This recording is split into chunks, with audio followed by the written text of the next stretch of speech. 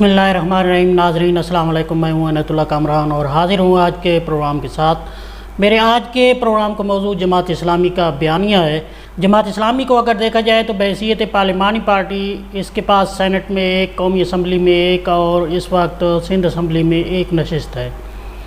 پنجاب میں کوئی نشست نہیں تھی، جبکہ خیبر پختونخوا اسمبلی میں جماعت اسلامی کی چند نشستیں تھیں، لیکن صوبائی اسمبلی تحلیل ہو چکی ہے۔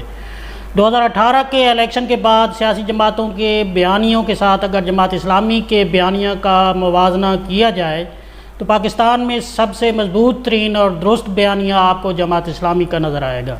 جماعت اسلامی کی قیادت کی نظر ملکی سیاست پر اتنی عمیق ہے کہ گزشتہ کئی سالوں سے جماعت نے جو بھی موقف یا بیانیہ اختیار کیا ہے وہ درست ثابت ہوا ہے۔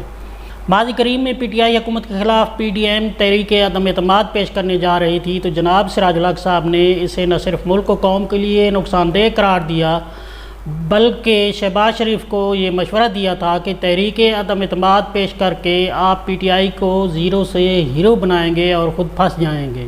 جناب سراج الحق صاحب کی بات 100% درست ثابت ہوئی اور حکومت سے نکلنے کے بعد خود عمران خان اور پی ٹی آئی کی دیگر رہنماؤں نے شکر ادا کیا کہ وہ سیاسی موت مرنے سے بچ گئے۔ خود موجودہ حکمران پارٹی کو بھی اپنی غلطی کا بہت جلد احساس ہو گیا۔ جناب سراج الحق نے پی ٹی آئی کو بھی قومی اسمبلی سے مستعفی نہ ہونے اور اسمبلی میں رہ کر اپوزیشن کا کردار ادا کرنے کا مشورہ دیا تھا۔ خان صاحب نے توجہ نہیں دی، چنانچہ وہی کچھ ہوا جس کی پیشن گوئی سراج الحق صاحب نے کی تھی۔ پنجاب اور خیبر پختونخوا اسمبلیاں تعلیل کرنے پر بھی جماعت اسلامی کا موقف تھا کہ اس سے ملک میں آئینی اور سیاسی بحران جنم لے گا اور خود پی ٹی آئی کی سیاست بحران کا شکار ہو جائے گی۔ اسمبلیاں تحلیل ہو گئیں، پی ٹی آئی وفاقی حکومت سے پہلے ہی ہاتھ دھو چکی تھی، جبکہ 2 صوبائی اسمبلیاں تحلیل کرنے کے بعد اس کے ہاتھ سے رہی صحیح حکومتی پاورز بھی چلی گئی اور وہ کفِ افسوس ملنے لگی۔ تبھی الیکشن کمیشن نے دونوں صوبائی اسمبلیوں کے انتخابات کا اعلان کرتے ہوئے الیکشن شیڈول جاری کر دیا، جبکہ جماعت اسلامی نے مطالبہ کیا کہ الیکشن پورے ملک میں بیک وقت کرائے جائیں، یعنی محض 1 یا 2 صوبوں میں الیکشن نہ کرائے جائیں بلکہ قومی اور صوبائی اسمبلیوں کے الیکشن جو ہیں ایک ہی تاریخ کو کرائے جائیں، بصورت دیگر ملک میں مزید بحران پیدا ہوں گے۔ پی ٹی آئی محض 2 صوبوں پنجاب اور کے پی کے میں الیکشن کرانے کے مطالبے پر ڈٹ گئی، جبکہ حکومت رائے فرار اختیار کرنے لگی۔ یہاں جماعت اسلامی نے ڈیڈ لاک ختم کرنے اور ملک کو مشکلات سے نکالنے کے لیے دونوں پارٹیوں کو مشورہ دیا کہ آپس میں مذاکرات کر کے مسائل حل کریں۔ تھوڑی سی برف پگھلی بھی تھی، لیکن فریقین کی غیر سنجیدگی اور جلد بازی کی وجہ سے یہ گیم الٹ گئی۔ فریقین اگر صبر و تحمل اور حکمت سے کام لیتے تو ان حالات سے دوچار نہ ہوتے جن سے آج وہ ہیں۔ اس دوران جبکہ دونوں پارٹیوں کے درمیان ڈائیلاگ کا سلسلہ کچھ شروع ہوا ہی تھا، خان صاحب کی گرفتاری نے نہ صرف یہ سلسلہ روک دیا بلکہ ایک اور ہی ثانیے نے جنم لے لیا۔ خان صاحب کی گرفتاری کے خلاف 9 مئی کو ملک بھر میں پرتشدد مظاہروں کا سلسلہ شروع ہو گیا۔ مظاہرین نے سرکاری اور دفاعی تنصیبات و املاک کو شدید نقصان پہنچایا۔ نتیجہ یہ کہ خان صاحب تو ضمانت پر رہا ہو گئے، لیکن اس وقت پی ٹی آئی کے سینکڑوں کارکنان گرفتار ہیں اور ان کے خلاف آرمی ایکٹ کے تحت مقدمات چلانے کی خبریں آ رہی ہیں۔ اس وقت پی ٹی آئی بند گلی میں پھنس گئی ہے اور اپنی سیاسی تاریخ کے مشکل ترین دور سے گزر رہی ہے۔ لوگ پارٹی چھوڑ کر جا رہے ہیں، خود خان صاحب کی ضمانتوں پر ضمانتیں ہو رہی ہیں، جبکہ کارکنان مقدمات جیت رہے ہیں، ان کا کوئی پرسان حال نہیں ہے۔ اگر مذاکرات میں سنجیدگی کا مظاہرہ کیا جاتا تو یہ صورتحال نہ ہوتی، خاص طور پر پی ٹی آئی کے غیر لچکدار رویے نے اسے شدید نقصان سے دوچار کیا ہے۔ یوں سراج الحق صاحب کا یہ موقف درست ثابت ہوا کہ اگر معاملات مذاکرات کی میز پر حل نہ کیے گئے تو ملک مزید مشکلات اور بحران کا شکار ہوگا۔ اس وقت پی ٹی آئی اور حکومت دونوں بند گلی میں ہیں۔ جس وقت سراج الحق صاحب دونوں پارٹیوں سے ملاقات کی میز پر آنے کے لیے ملاقاتیں کر رہے تھے، اس وقت ایک مخصوص گروہ نے جو خود کو جماعت اسلامی کا سب سے زیادہ خیرخواہ تصور کرتا ہے، سوشل میڈیا پر براہ راست امیر جماعت اسلامی پاکستان سراج الحق صاحب اور جماعت کی دیگر مرکزی قیادت کو شدید تنقید کا نشانہ بنایا، بلکہ کچھ لوگ تو اخلاقیات کی تمام حدود پار کر گئے۔ لیکن وقت نے ثابت کیا کہ جناب سراج الحق صاحب کا تحرک کتنا بروقت، درست اور ضروری تھا۔ جب P D M P T I حکومت کے خلاف تحریک عدم اعتماد لا رہی تھی تو جماعت اسلامی پر ایک تنقید اس حوالے سے بھی کی گئی کہ اس نے دونوں جماعتوں میں سے کسی ایک کا ساتھ نہیں دیا۔ ان دانشوروں کے نزدیک جماعت اسلامی کو پی ڈی ایم یا پی ٹی آئی میں سے کسی ایک کے ساتھ کھڑا ہونا چاہیے تھا، لیکن حالات نے ثابت کیا کہ جماعت کی قیادت کا یہ فیصلہ کتنا صائب تھا۔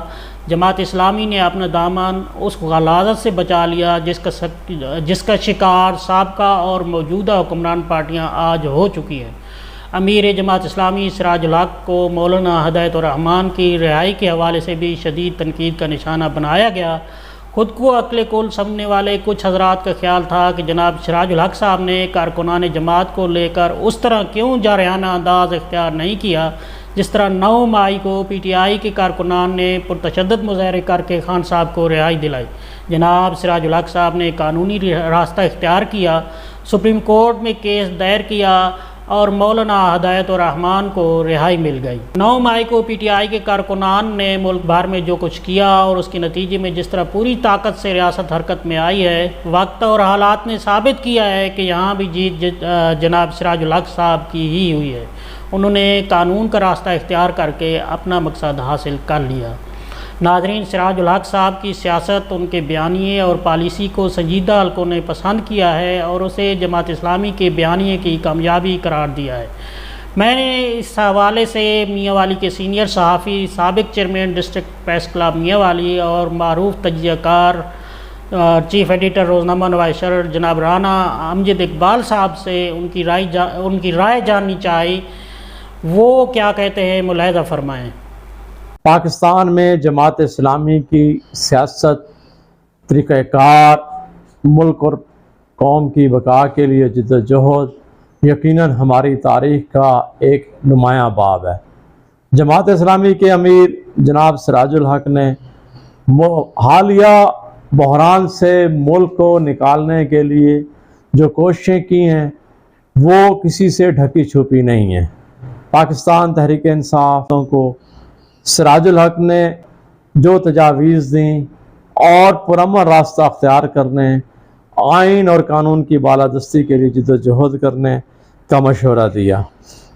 سراج الحق نے قومی اسمبلی سے مستعفی نہ ہونے اور بعد ازاں صوبائی اسمبلیاں برطرف نہ کرنے کا بھی مشورہ دیا تھا، لیکن اس پر تحریک انصاف کی قیادت نے کوئی کان نہیں دھرا۔ اس کا نتیجہ سب کے سامنے ہے کہ قومی اسمبلی سے مستعفی ہونے کے بعد چیئرمین تحریک انصاف اور ان کے رفقا کے لیے جو مشکلات پیدا ہوئیں وہ کسی سے ڈھکی چھپی نہیں ہیں۔ اسی طرح پھر جب انہوں نے صوبائی اسمبلیاں توڑنے پر بھی اصرار کیا اور اس پر عمل کر دکھایا، مشورہ نہ مانا، تو اس کے نتائج اب تک بھگت رہے ہیں۔ ان کی پارٹی اس وقت انتہائی مشکل صورتحال سے دوچار ہے۔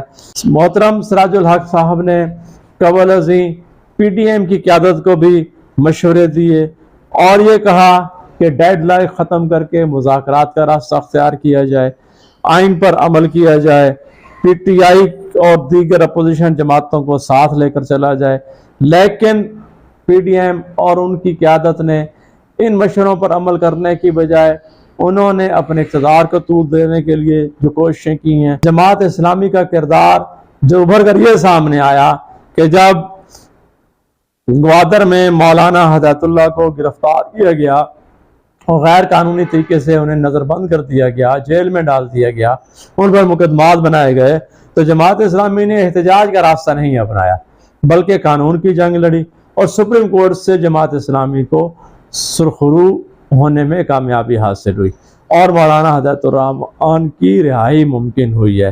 جماعت اسلامی مکمل طور پر جمہوری طریقے پر عمل کر رہی ہے۔ ملک کی دیگر سیاسی جماعتوں کا کوئی تنظیمی سیاسی ڈھانچہ نہیں ہے، یہ صرف اور صرف شخصی سیاست کے بل بوتے ملک اور قوم کی تقدیر سے کھیلنے میں مصروف ہیں، جو کہ انتہائی افسوسناک۔ محترم سراج الحق کی جو فہم و فراست ہے وہ ابھر کر سامنے آئی۔ سراج الحق صاحب نے اس راستے کا انتخاب کیا اور اس کے نتیجے میں ان کی سیاسی اہمیت میں بھی اضافہ ہوا ہے اور ان کی شخصیت بھی نمایاں طور پر ابھری ہے کہ سراج الحق نے جو مشورے دیے، جو راستہ اختیار کر خود کیا، وہ سب کے لیے مشعل راہ ہے۔ جماعت اسلامی کے بیانیے اور سیاسی پالیسی کے حوالے سے میاں والی میں سول سوسائٹی کے متحرک رکن، سینئر صحافی اور سابق چیئرمین میاں والی پریس کلب میاں والی جناب نجیب اللہ خان نجی اپنے خیالات کا اظہار کچھ یوں کرتے ہیں۔ جماعت اسلامی کا کردار دوسروں سے منفرد اس طرح رہا ہے کہ تمام جماعتیں ایک طرف پی ڈی ایم اور دوسری طرف پی ٹی آئی یہ آپس میں الجھی رہی۔ اسی میں جماعت اسلامی نے وہ کردار ادا کیا جو پاکستان کی ایک محب وطن جماعت کو کرنا چاہیے۔ اس میں لالا سراج کا کردار انتہائی قابل تحسین ہے۔ انہوں نے بارہا پی ڈی ایم اور پی ٹی آئی کی چپکلش کو ختم کرنے کے لیے اپنا قومی کردار نبھانے کی کوشش کی۔ میرے نزدیک پاکستان میں کوئی جماعت تنظیمی طور پر اچھا کام کر رہی ہے یا تنظیمی طور پر چل رہی ہے، اسے میں بے خوف و خطر جماعت اسلامی کو ہی ترجیح دوں گا کہ جو بنیادی جمہوریت سے آگاہ ہو کر عام آدمی تک جمہوریت کے ثمرات پہنچانا چاہتی ہے۔ جناب سراج الحق صاحب جس انداز میں آئین و قانون کی پاسداری کرتے ہوئے جماعت اسلامی کی قیادت کر رہے ہیں اور جس طرح اپنے پرچم، اپنے نشان اور منشور کے ساتھ قومی اور صوبائی اسمبلیوں کی ہر نشست پر اپنے امیدواروں کی نامزدگی اور کارکنان کو دستک مہم کے نام پر گھر گھر جا کر جماعت اسلامی کے امیدواروں کی الیکشن کمپین کرنے کی ہدایت کر رہے ہیں، ثابت ہوتا ہے کہ جماعت اسلامی ہی پاکستان کی وہ واحد دینی اور سیاسی جماعت ہے جو اپنے دستور پر نہ صرف عمل پیرا ہے بلکہ حقیقتاً عوام کی خیر خواہ ہے۔ حالات و واقعات نے ثابت کیا ہے کہ جماعت اسلامی کی قیادت کی سیاسی حکمت عملی وقت کے تقاضوں کے عین مطابق رہی ہے۔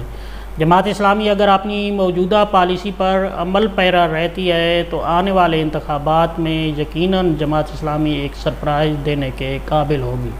جناب سراج الحق صاحب ایک تجربہ کار سیاسی رہنما ہیں۔ ان کی قوت فیصلہ، تدبر، متانت و سنجیدگی، حالات اور واقع کے تقاضوں کا فہم، سب کے لیے خیر خواہی کا جذبہ اور کارکنان کے ساتھ ان کے تعلق کو دیکھتے ہوئے یہ کہا جا سکتا ہے کہ جماعت اسلامی آئندہ عام انتخابات میں اپنے اہداف کے حصول کے لیے کئی قدم آگے بڑھانے کے قابل ہو جائے گی۔ جہاں تک میں نے جماعت اسلامی کی پالیسیوں کو سمجھنے کی کوشش کی ہے تو میں یہ بات پورے یقین اور اعتماد کے ساتھ کہتا ہوں کہ اس وقت جماعت اسلامی کا مکمل فوکس عوام میں نفوذ پر ہے۔ حالیہ خوشحال پاکستان دستک مہم بھی اسی سلسلہ ہی کی ایک کڑی نظر آتی ہے۔ میں سمجھتا ہوں کہ جماعت اسلامی کی قیادت نے اپنے کارکنان کو منزل تک پہنچنے کے لیے ایک راستہ بتا دیا ہے۔ اب اس راستے پر اگر کارکنان چل پڑے تو منزل دور نہیں ہے۔ یعنی جناب سراج الحق صاحب نے گیند اب کارکنان کے کورٹ میں پھینک دی ہے۔ دیکھتے ہیں کیا نتیجہ نکلتا ہے۔ میں بھی منتظر ہوں اور آپ بھی انتظار کیجئے اور مجھے دیجیے اجازت۔ اللہ حافظ۔